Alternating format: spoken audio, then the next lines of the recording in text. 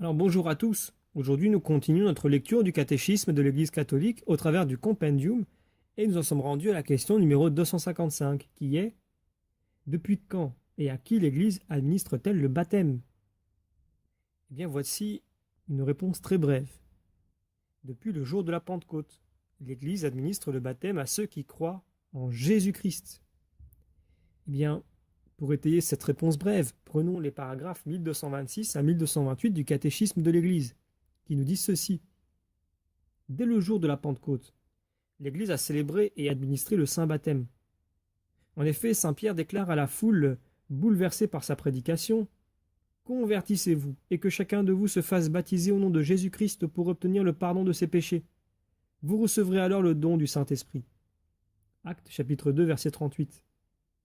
Les apôtres et leurs collaborateurs offrent le baptême à quiconque croit en Jésus. Juifs, craignant Dieu, païens. Toujours le baptême apparaît comme lié à la foi. Crois au Seigneur Jésus, alors tu seras sauvé et toute ta maison, déclare saint Paul à son geôlier de Philippe. Le récit continue, en Actes chapitre 16 toujours.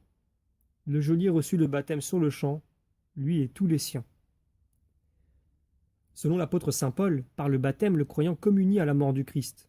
Il est enseveli et il ressuscite avec lui. Baptisés dans le Christ Jésus, pouvons-nous lire. C'est dans sa mort que nous tous nous avons été baptisés.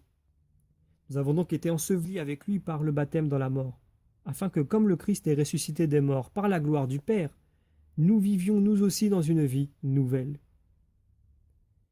Les baptisés ont revêtu le Christ. Galates 3, 27. Par l'Esprit Saint, le baptême est un bain qui purifie, sanctifie et justifie. Le baptême est donc un bain d'eau en lequel la semence incorruptible de la parole de Dieu produit son effet vivificateur. Saint Augustin dira du baptême: la parole rejoint l'élément matériel et cela devient un sacrement.